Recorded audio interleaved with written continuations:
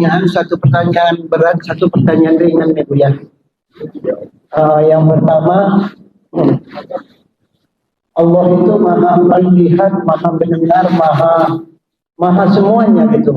Iya, maha mendengar, maha melihat, maha ya semuanya. Ya di bayangan saya, tapi kan penjelasan Buya tadi, Allah itu tidak ada yang menyamain. Tapi kalau saya pikir sama kayak manusia di bayangan saya gitu. Maha mendengar, maha melihat, maha mengabulkan. Nah itu.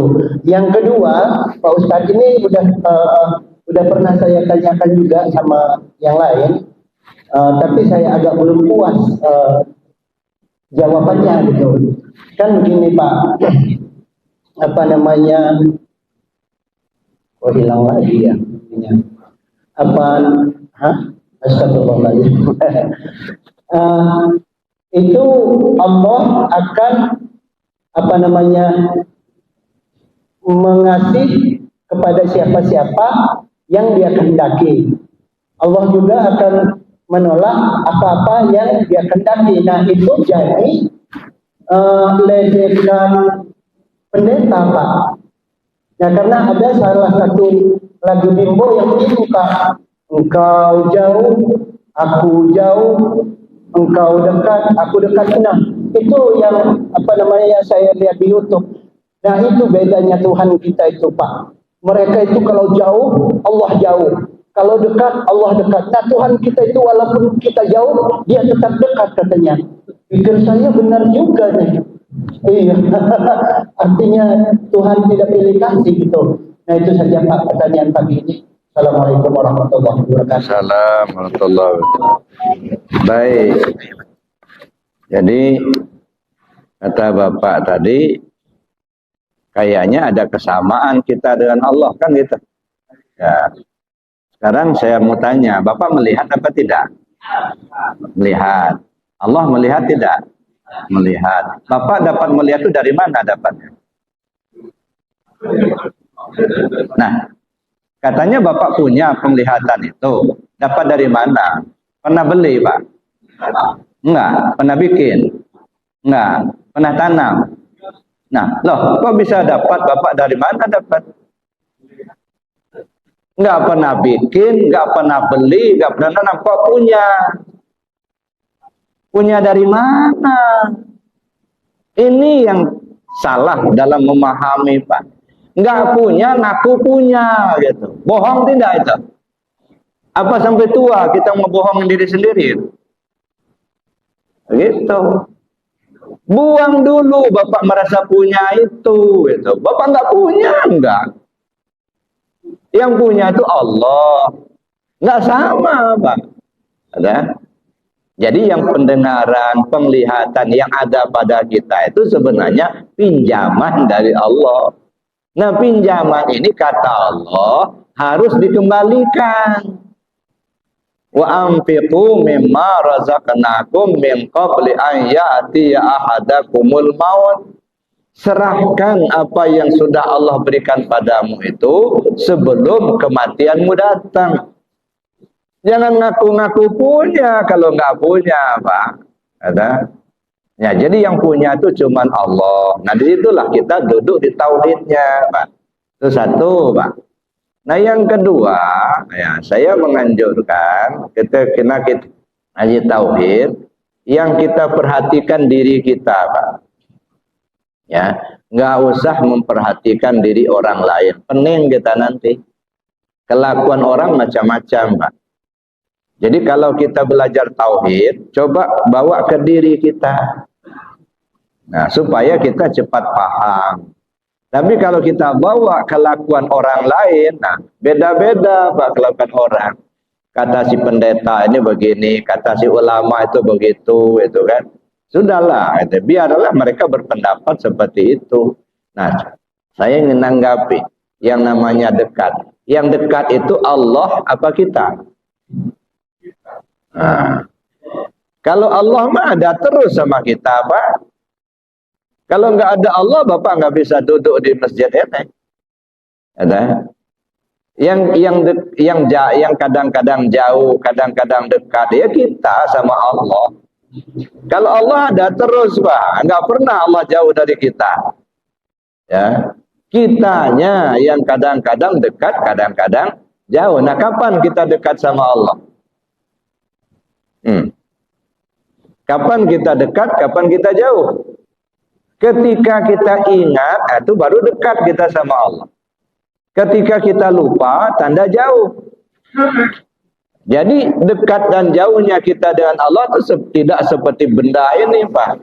Makanya dekat kita dengan Allah itu istilah dalam tasawuf, dalam tauhid, dekat tidak berhampiran, jauh tidak berantara.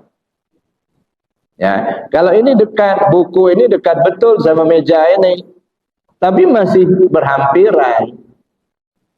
Ya, paling tidak buku bukan meja, meja bukan buku, ada jarak. Jauh dia berjarak. Nah, berjarak. Nah, kita dengan Allah tidak seperti itu, Pak. Jangan dipahami dekat kita dengan Allah itu seperti dekatnya satu benda. Ya, nah? Dekat tidak berhampiran, jauh tidak berantara. Ya, nah? Itu kita dengan Allah. Kalau Allahnya dekat selalu dengan kita, Pak, enggak pernah. Kalau Allah enggak ada, Pak, darah enggak bisa mengalir di tubuh Bapak itu. Ya, nah? Kalau Allah enggak ada sama kita, enggak bisa melihat kita. Nggak bisa mendengar kita. Cuman kitanya yang kadang-kadang dekat, kadang-kadang jauh. Kapan kita dekat dengan Allah? Ketika ingat. Kapan kita jauh? Ketika lupa. Nah, jadi itu, Pak. Jadi kalau kita pahami bahwa Allah itu dekat dengan kita, ya selalu nahnu aqrabu min hablil warid. Maka jangan dipahami Allah itu duduk di kursi langit yang ketujuh, begitu. Jauh amat, ya kan? Ya, kalau Allah itu duduk di langit yang ketujuh, siapa yang mimpin bumi ini? Ya, padahal kata Allah sendiri, wahwa ma'akum aynama kuntum. Allah bersama kamu dimanapun kau berada. Benar enggak Allah bersama kita dimanapun kita berada? Nah, coba kita buktikan. Bisa kita buktikan itu, ya kan? Bapak Ibu datang ke sini itu ya bisa hadir karena ada ruhnya, kan? Jadi tubuh itu hidup karena ada ruh. Jadi ketika tubuh Bapak datang ke sini bersama ruh apa tubuhnya aja? Nah, berarti kan ruh itu bersama tubuh, kan? Ruh itu yang menghidupkan ruh itu siapa? Allah. Kalau begitu Allah bersama kita enggak? Ya sama kita. Kalau Allah enggak bersama kita enggak bisa hidup kita, Pak. Nah, gitu. Jadi itu. Jadi kalau Allah itu nggak bersama kita, ya nggak bisa melihat kita, nggak bisa mendengar kita, nggak bisa hidup kita. Ya, jadi jangan dipahami kalau Allah itu duduk di kursi di langit yang ketujuh. Kalau jam 2 malam baru turun ke bumi, Masya Allah. Ya, kebayang kayak Mahadewa. Duduk di kursi pakai tongkat. Ya, dan jangan, Pak. Sama dengan pemahaman. Bagaimana kalau kita ketemu Allah di akhirat nanti? Emangnya di sini nggak bisa ketemu apa? Jangan dipahami ketemu Allah di akhirat kayak kita ketemu ayah kita di kampung. Ya datang salaman gitu. Ya enggak lah. Ya, nah ini yang harus kita pahami, Bapak Ibu. Makanya saya bilang, kalau nggak ketemu Allah di dunia, di akhirat nggak bakal ketemu, nggak kenal Allah sekarang, di akhirat nggak bakal kenal. Maka nabi hadi a'ma wa huwa fil akhirati a'ma. Siapa orang yang buta tentang Allah di dunia ini, di akhirat buta juga, Pak. Ada.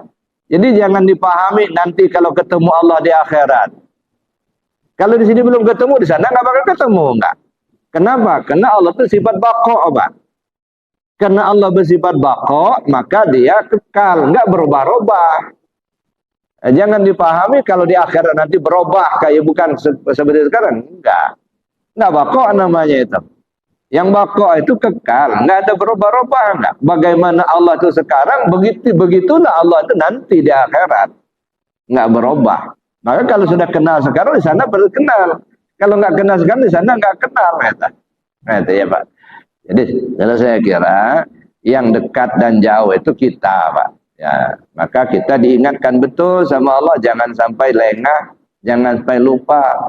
Maka kita zikir tadi dia begini, itu melatih hati kita supaya selalu ingat ke Allah. Gitu. Makanya kita kaji seperti ini apa? Supaya kita ingat Allah, kita tahu dengan Allah. Jangan hanya tahu nama.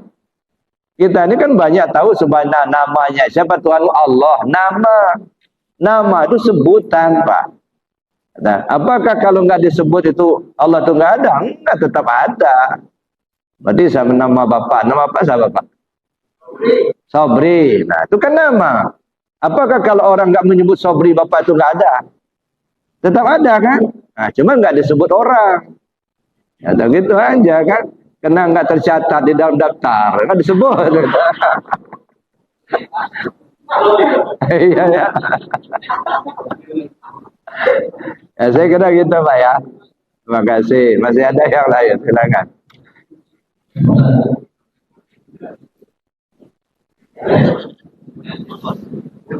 Assalamualaikum Pak Ustaz. Waalaikumsalam. Ya, saya tanyakan ini Pak Ustaz. Saya sering mendengar kalimat kesombongan itu hanya milik Allah. Itu. Menurut pendapat Pak Ustaz bagaimana itu? Apakah sedangkan sombong itu salah satu sifat yang dibenci oleh Allah? Mohon penjelasan Pak Ustaz. Ya. Terima kasih. Assalamualaikum Pak. Sombong itu bagus apa jelek Pak? Iya Pak. Apa ya? Jelek kan? Mohon penjelasan Pak Ustaz. Jelek kalau kita. Kenapa jelek? Karena kita nggak punya, ngaku punya tadi. Itu sombong itu. Ya, saya kaya, nah, padahal dia nggak kaya, ini sombong itu. Tapi kalau Allah ngaku kaya, memang dia kaya, itu nggak sombong, nggak. Memang nyatanya dia kaya. Ah, ya benar Pak. Bahkan kalau sombong sama orang yang sombong itu malah jadi sedekah Pak. Iya, ya kan itu. Ada orang sombong, kita sombong pula. Oh dia bicara sombong misalnya. Bahwa dia tahan besi lah, punya ilmu tinggi lah, bisa terbang lah. Pokoknya hebat semua. Sombong amat orang nih. Dilawan dengan sombong pula gitu. Kita ambil golok misalnya, dibacok ke diri kita sini. Nih, nggak usah ngomong-ngomong. Nah, baru sombong gitu. Sama sombongnya gitu. Cuma sombong sama orang sombong itu jadi sedekah, dia sadar. Nah, jadi itu Pak. Jadi apa namanya? Sombong itu pakaianku kata Allah. Artinya nggak boleh manusia memakai pakaian Allah begitu. Masa kopral pakai jenderal? Soalnya atakabur. Atakabur itu pakaianku kata Allah. Ya silakan. Masih ada? Ya silakan.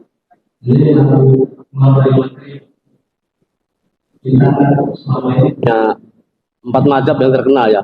Ada pendapat, salah satu pendapat mazhab. Ya, ada pendapat bahwa kita kalau beribadah itu harus satu jalur, satu umpama Syafi'i harus Syafi'i semua, dari makan sampai mati lah saya. Jadi nggak boleh dicampur-campur.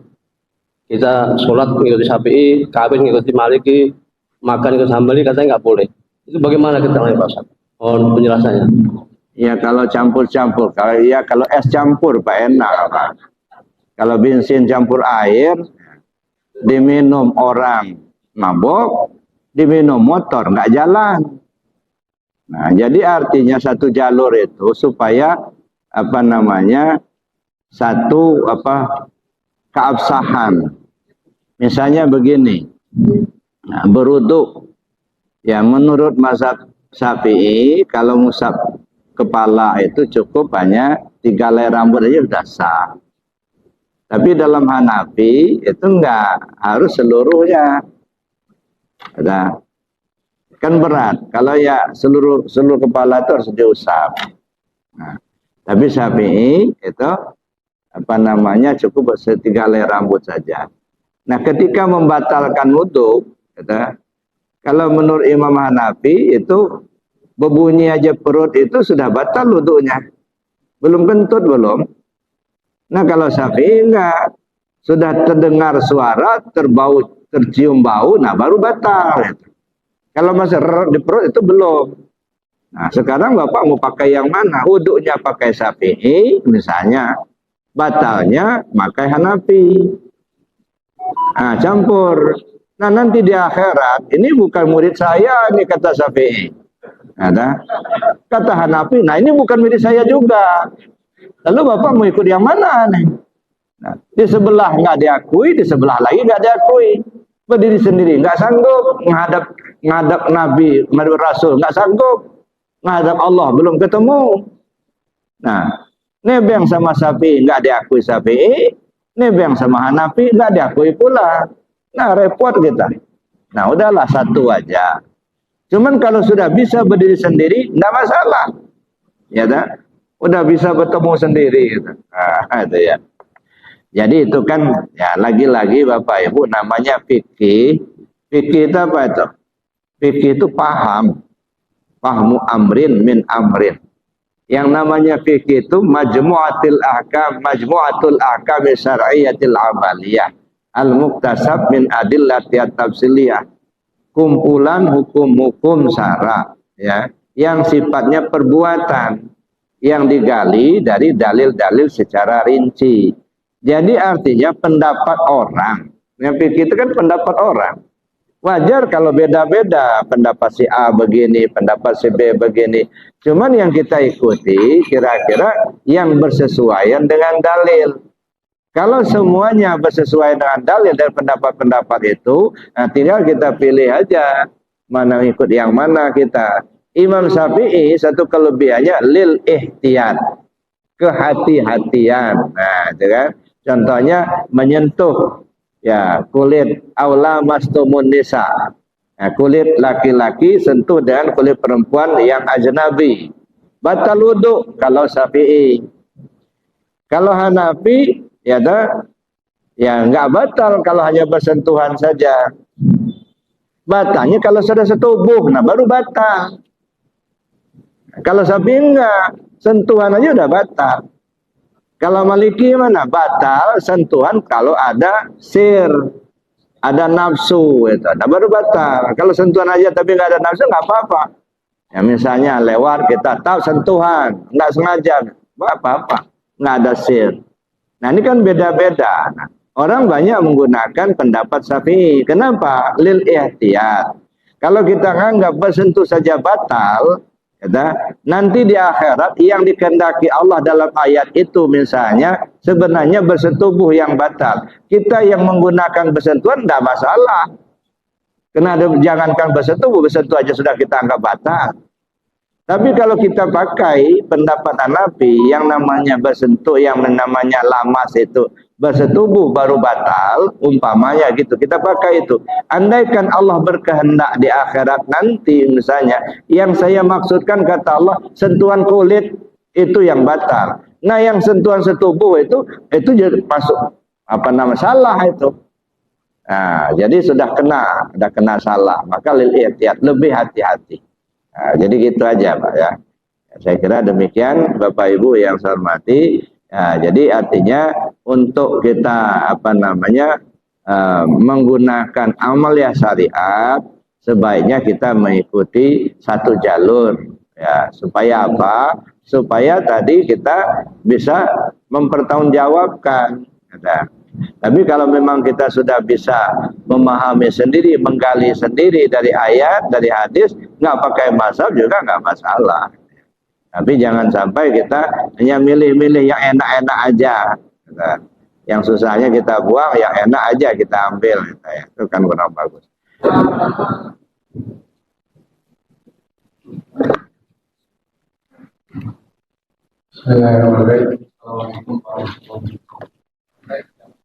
Waalaikumsalam. Ya. Jadi kadang-kadang dalam kehidupan ini Bu ya, yang membuat kita sedikit bersedih itu adalah kesalahan kita di masa lalu. Bu ya. Kadang-kadang itu sangat membuat kita itu merasa kalau bahasa kitanya itu pundung dengan kehidupan yang akan datang, terutama kehidupan kita di akhirat nanti. Bu ya. Nah itu bagaimana kita bisa menghilangkan rasa-rasa itu sehingga kita kata Buya tadi tidak ada lagi sangkutan di dalam hati kita. Makasih Bu ya. Assalamualaikum warahmatullahi wabarakatuh.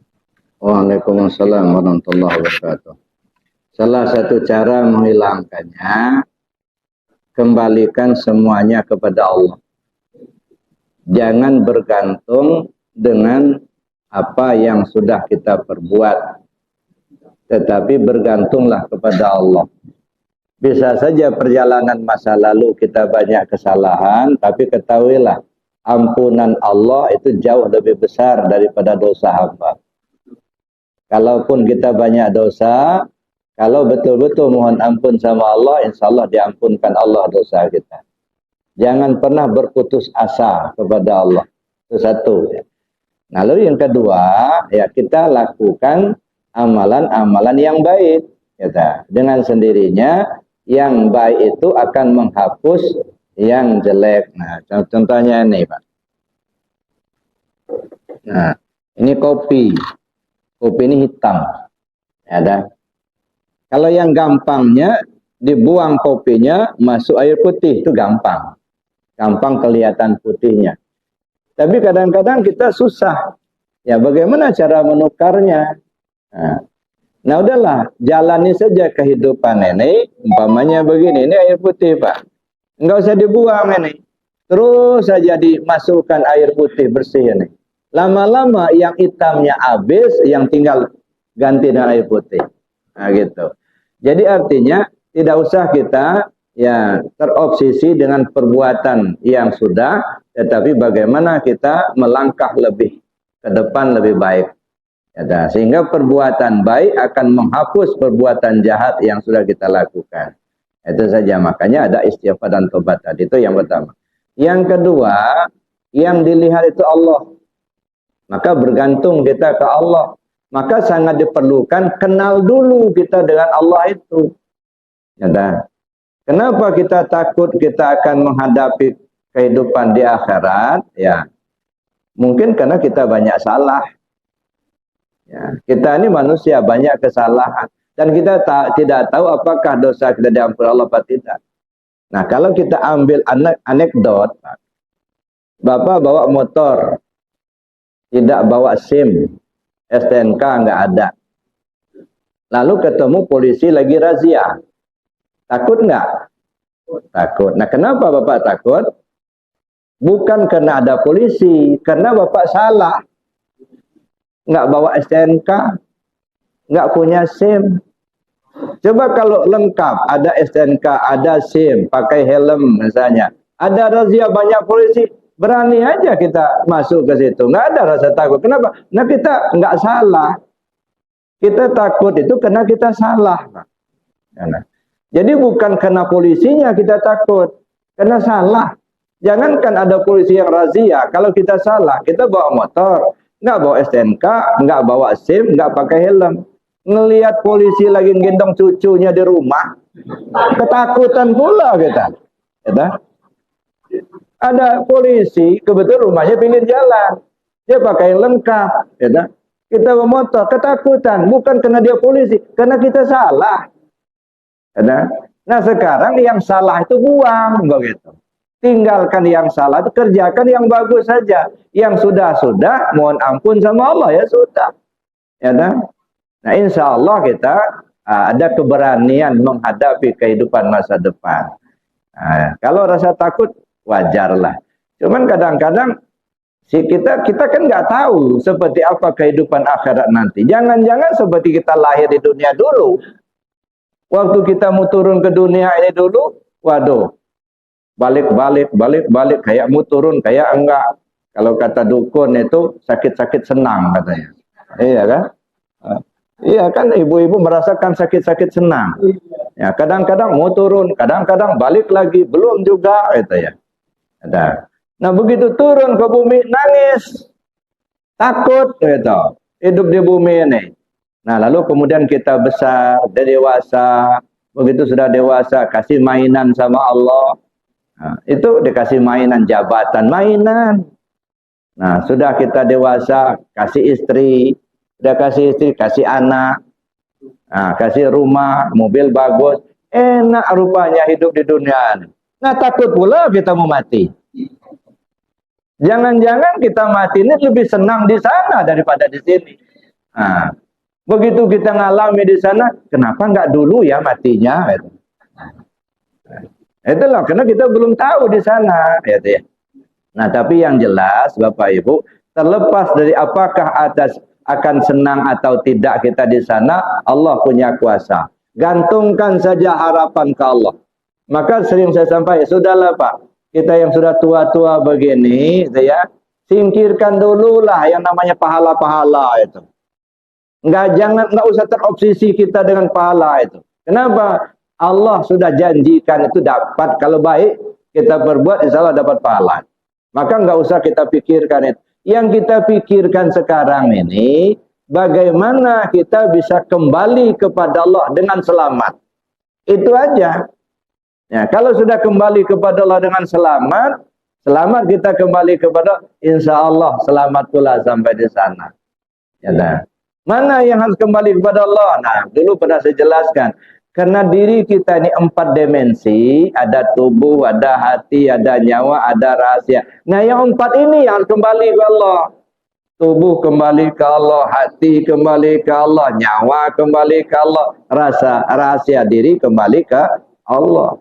Tubuh kembali ke Allah, apa maksudnya itu?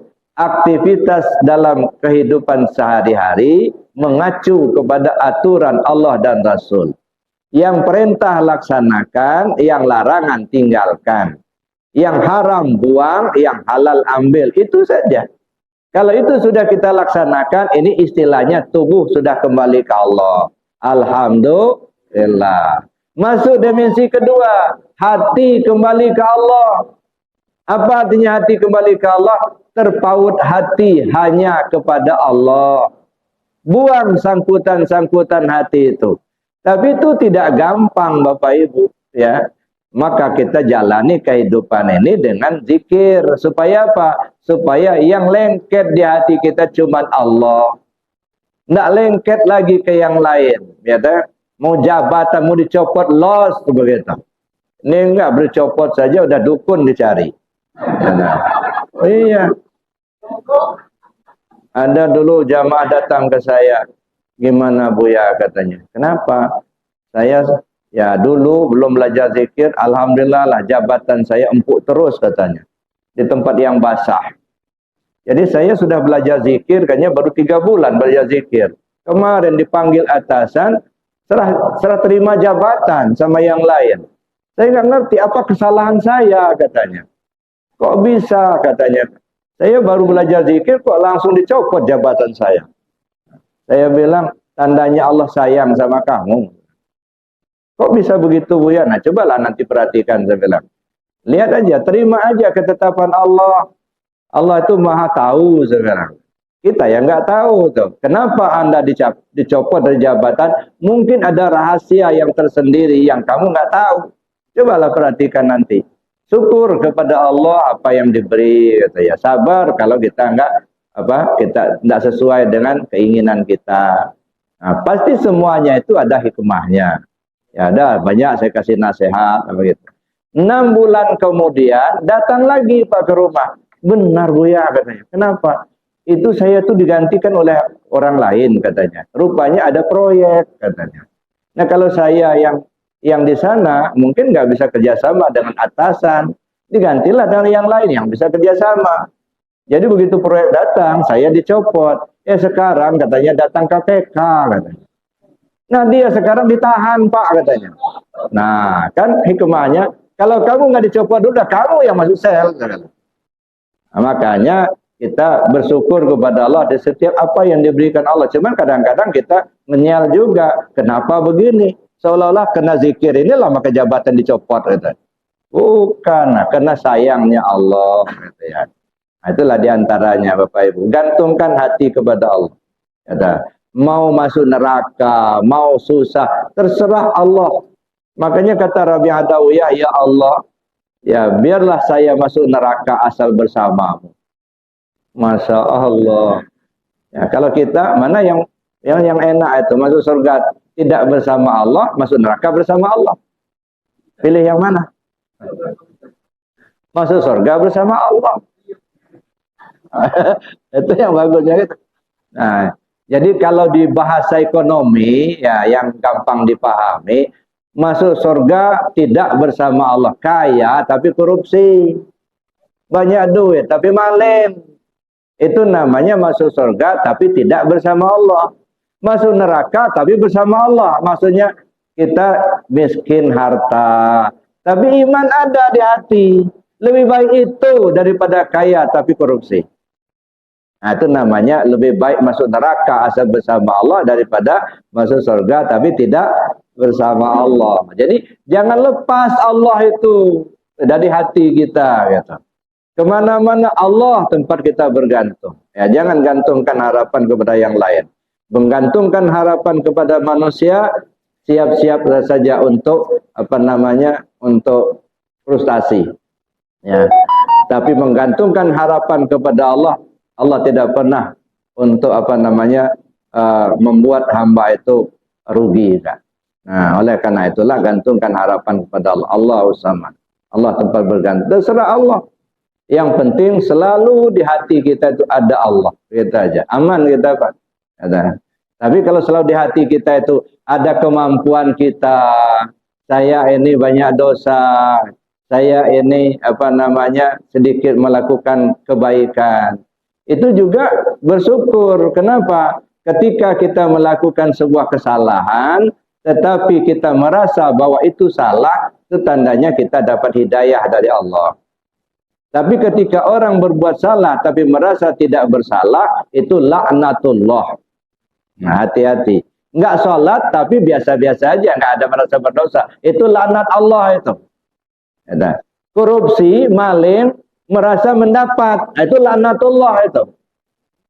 Tapi ketika kita terjerumus, nyesal, nah itu hidayah Allah datang. Ya.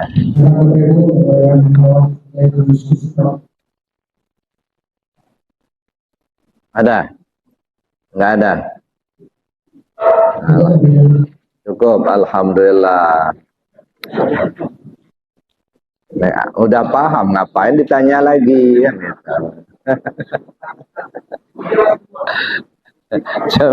cuman kadang-kadang tuh sebenarnya banyak mau saya tanyakan, tapi nggak tahu mulai dari mana. Tarasolai takatokan indah ada. Tapi nggak apa-apa, sebab membuat pertanyaan tidak lebih mudah daripada menjawab pertanyaan. Ya, silakan Pak. Ada yang mau tanya?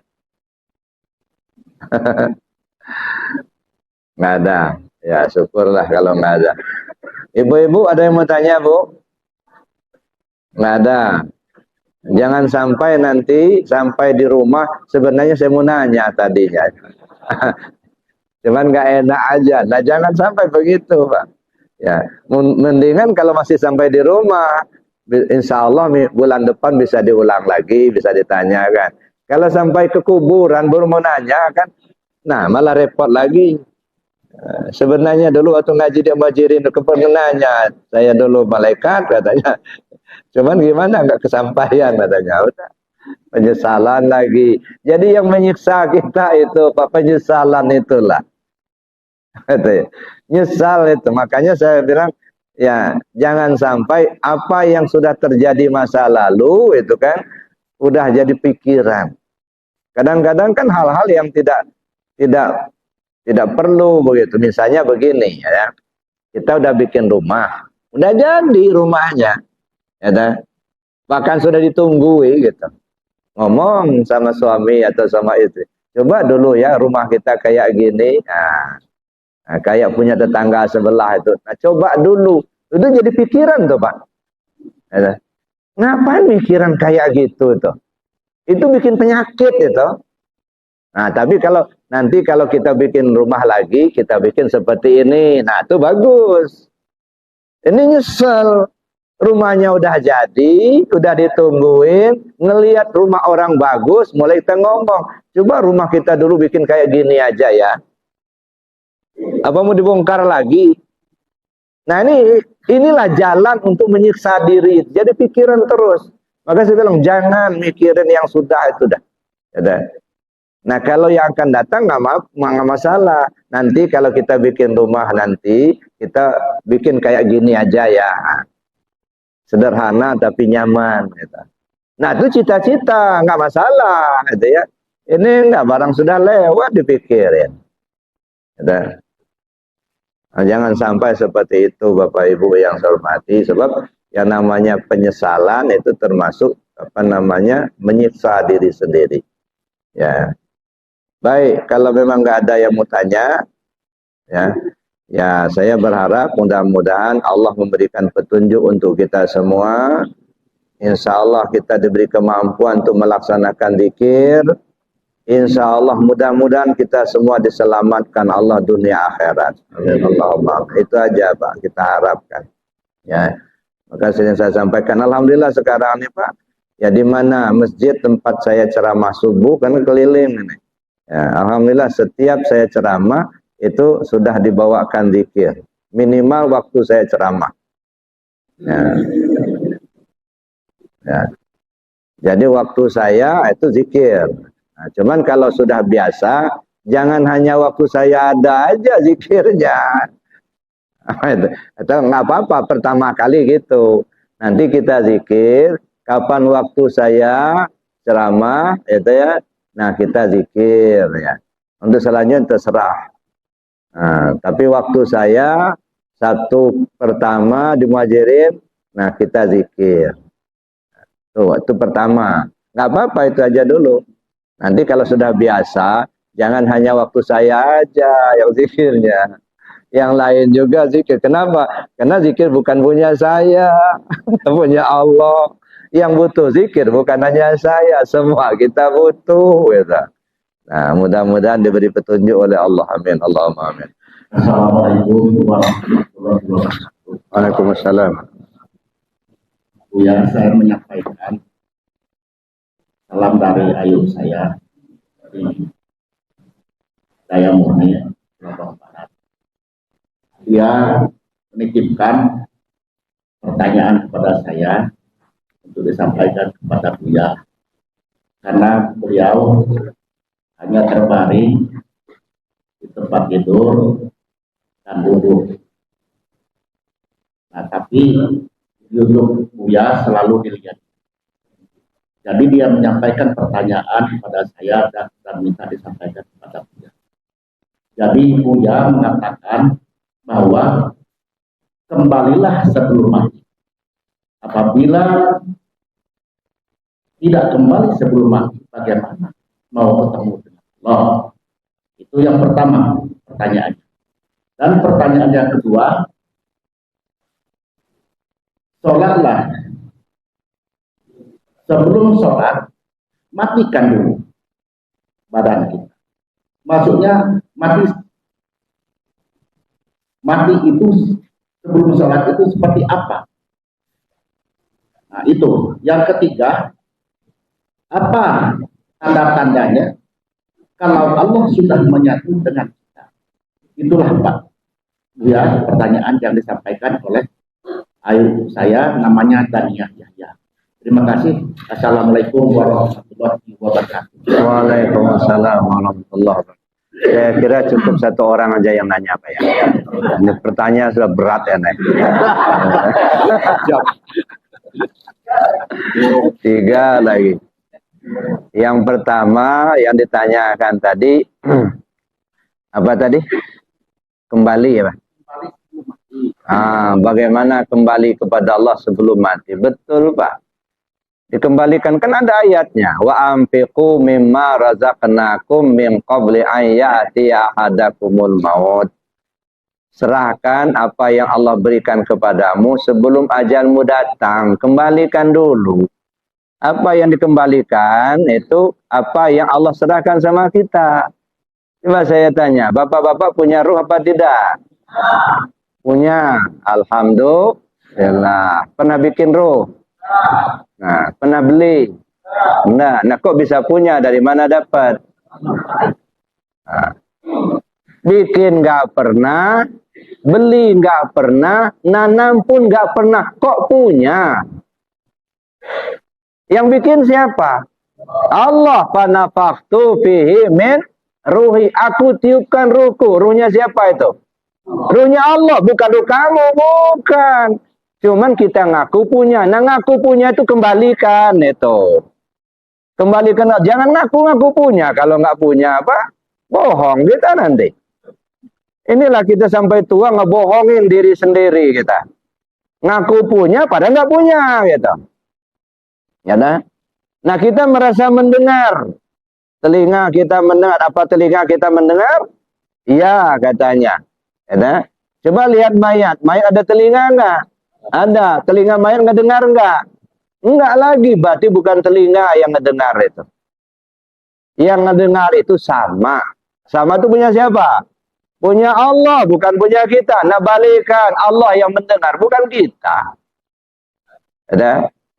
Kita tahu, punya ilmu. Benarkah punya ilmu? Nggak usah jauh-jauh. Pak, ini warna apa, Pak? Hitam. Kata kita. Kata Allah ini warna apa?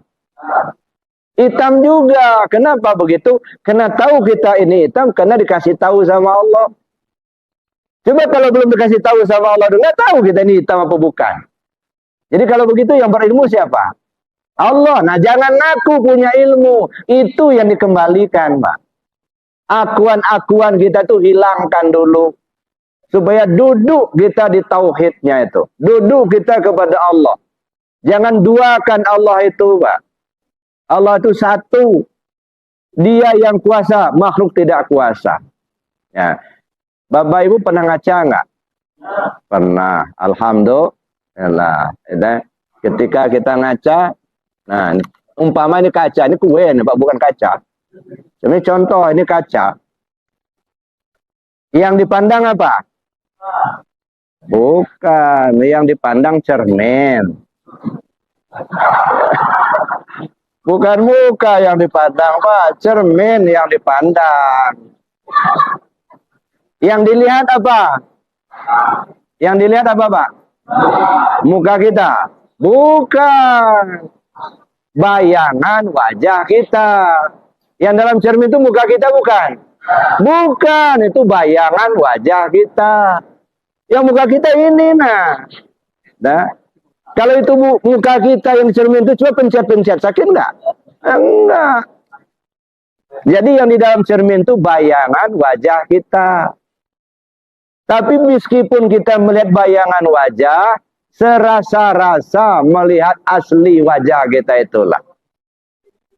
Walaupun bayangan yang kita lihat, tapi seolah-olah melihat wajah asli kita itu. Nah, begitulah. Nur Allah terlihat. Seolah melihat Allah itulah. Ya, itu ya.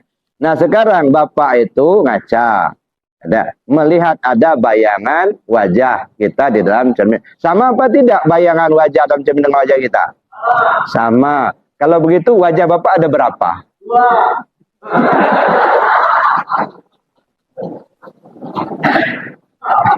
Masya Allah. Wajahnya cuma satu, Pak.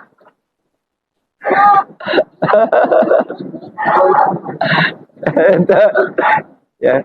Ini kalau cerminnya dibuang, masih ada nggak bayang dalam itu? Nggak ada, berarti satu wajah Bapak itu. Nah, begitulah kita melihat tauhid itu, Pak.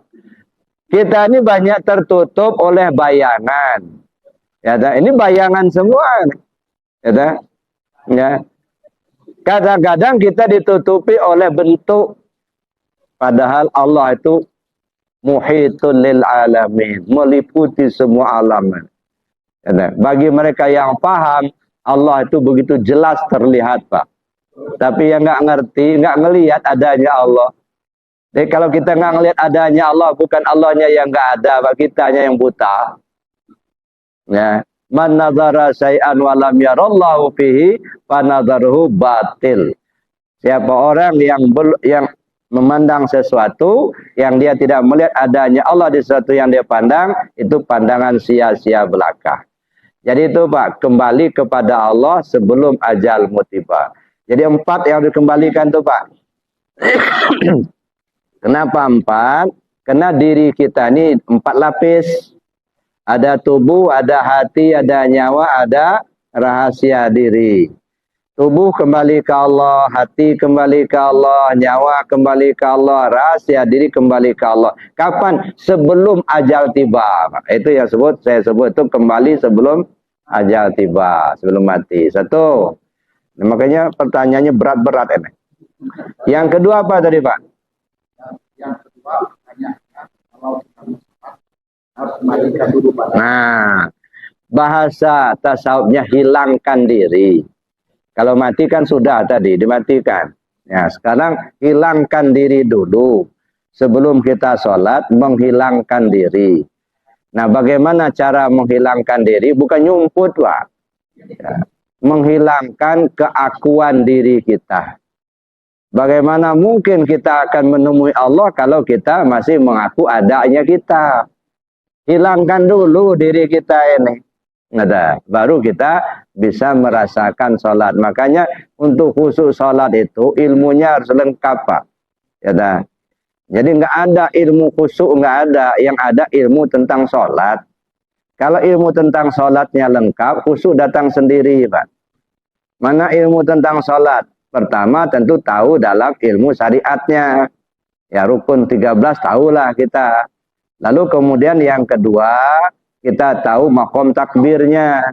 Makom takbir itu ada 4. Ihram, mi'raj, munajat, tubadil.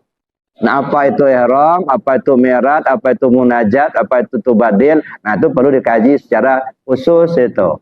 Ya, ya, karena waktu kita terbatas, nggak mungkin kita sampaikan pada saat ini. Yang ketiga, kita tahu kiblat yang 4. Mana kiblat sholat? Kiblat itu arah, Pak. Nah, yang terarah itu 4 macam. Ya, maka disebut kiblat. Ada kiblat tubuh, ada kiblat hati, ada kiblat nyawa, ada kiblat rahasia. Nah, kalau kiblat tubuh Baitullah di Mekah. Ya. Apa namanya? Fawalli wajhaka syatrul Masjidil Haram. Kalau kita sholat di dalam Masjidil Haram, arahnya langsung ke Baitullah. Tapi kalau kita sholat di luar Masjidil Haram, kita mengarah ke Masjidil Haram. Cukup itu. Awalli wajhaka syatrul Masjidil Haram. Itu kiblat tubuh. Jadi walaupun kita sholat di depan Ka'bah, tetap saja yang menghadap ke Baitullah itu dada kita, Pak. Wajah kita ke tempat sujud. Jangan pula menengadah begini dengan Ka'bah kita sholat. Allah itu nggak nongkrong di dalam, nggak. Ada. Tetap saja dada kita mengarah ke Baitullah, tapi wajah kita mengarah ke tempat sujud. Itu namanya kiblat tubuh. Mana kiblat hati? Mana kiblat nyawa? Mana kiblat rahasia? Nah, kalau yang 3 ini nggak boleh berubah sama sekali, Pak. Kalau kiblat tubuh bisa berubah, Pak. Kita sholat di kapal, arahnya ke sana. Belum selesai sholat, baru 1 rakaat. Kapalnya jalan, muter kapalnya. Apa kita semuter-muter juga? Nggak usah, lanjut aja. Nah, itu makanya kiblat tubuh bisa berubah. Tapi kalau kiblat hati, kiblat nyawa, kiblat rahasia, ini nggak boleh berubah sama sekali. Ya. Kalau dalam sholat mulai takbir sampai salam, itu dalam sholat. Kalau filsafatnya mulai lahir sampai mati. Takbir, lahir. Salam, mati. Nah, mulai lahir sampai mati. Kesana arahnya. Cuman kadang-kadang akal kita belum nyampai. Maka kita perlu belajar dulu. Nah, kapan kita diwajibkan? Pada saat kita sudah mulai tahu tadi. Nah, mulai belajar kita. Mana kiblatnya hati. Mana kiblatnya nyawa. Mana kiblatnya rahasia. Kalau nggak tahu kiblat yang 3 ini. Ya, bagaimana mungkin kita akan mendapatkan kekhusyuan dalam sholat? Ada. Maka itu ilmu tentang sholat. Lalu kemudian bagaimana cara menghilangkan diri? Sebelum sholat, hilangkan dulu diri. Nah, bagaimana cara menghilangkan diri? Ada. Bagi mereka yang ahlinya, kalau Allah mentakdirkan, Pak, begitu takbir, Allahu Akbar, hilang, tak terlihat lagi oleh mata.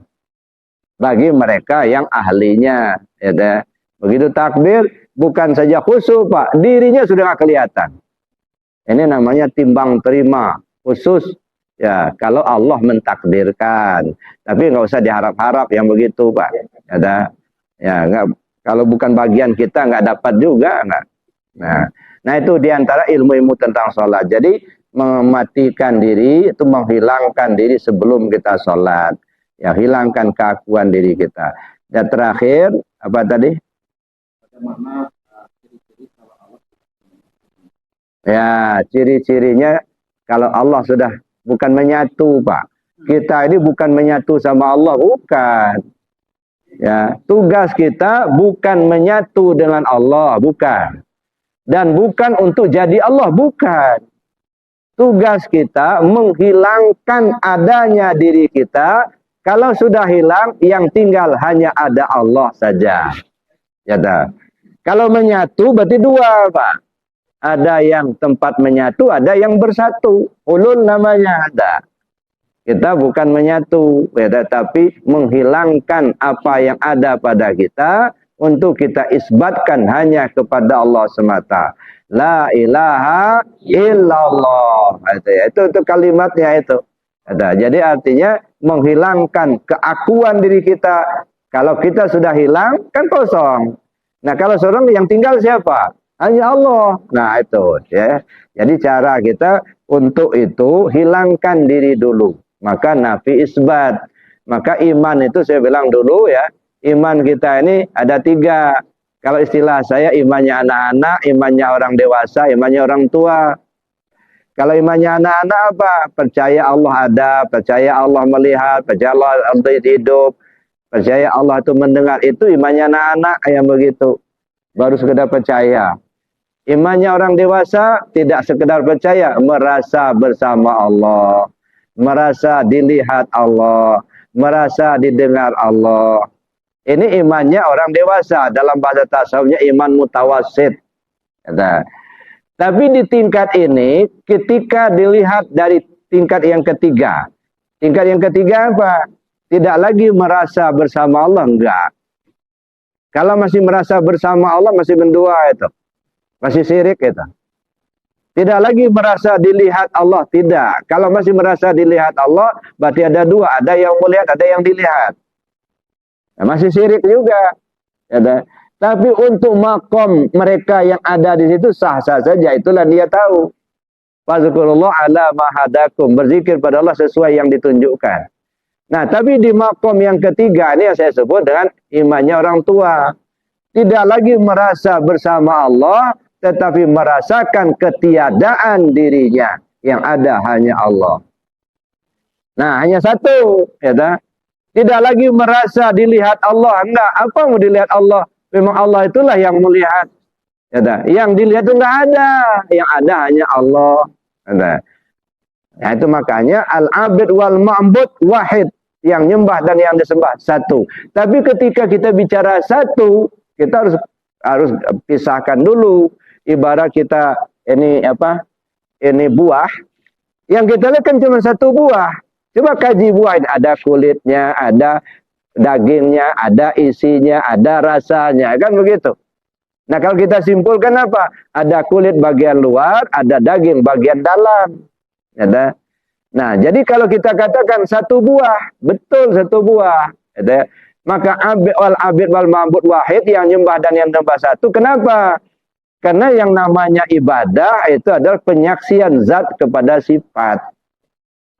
Zat menyaksikan sifat, ya, sifat memuji zat.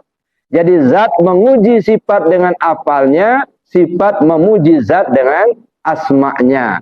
Af'alnya af'al Allah, sifatnya sifat Allah, asma'nya asma Allah, af'alnya sifatnya zatnya zat Allah. Ya, jadi zat, sifat, asma dan af'al. Zatnya zat Allah, sifatnya sifat Allah, af'alnya af'al Allah, asmanya asma Allah. Punya dia semua. Maka orang bilang al-abid wal ma'bud satu gitu. Bukan Tuhan menyembah Tuhan, bukan. Yang berbuat sifat. Nah, Bapak kalau makan mangga, yang dinikmati apanya? Rasanya. Tapi yang dimakan apa? Mangganya, gitu. Garam, gitu. Yang kita beli garam, Pak. Tapi yang kita butuhkan asinnya, gitu. Beli garam tapi nggak asin. Ya, bukan garam namanya itu. Ya, pupuk urea itu. Kan lebih sama itu. Gitu. Jadi yang dibeli garam, yang dibutuhkan asin. Yang dibeli gula, yang dibutuhkan manis, bukan asin. Ya. Jadi itu Pak, jadi maksudnya menghilangkan itu dulu ya. Jadi artinya hilangkan keakuan diri untuk kita isbatkan hanya kepada Allah semata. Baik Bapak Ibu, karena waktu Mungkin kita cukupkan demikian. Mari kita tutup dengan doa dan kafarat majelis. Ya, ada doa, ada yang ulang tahun, ibu ayah, di sebelah ada ulang tahun, mohon doa dari kita. Oh, nyanyi apa doa? Doa.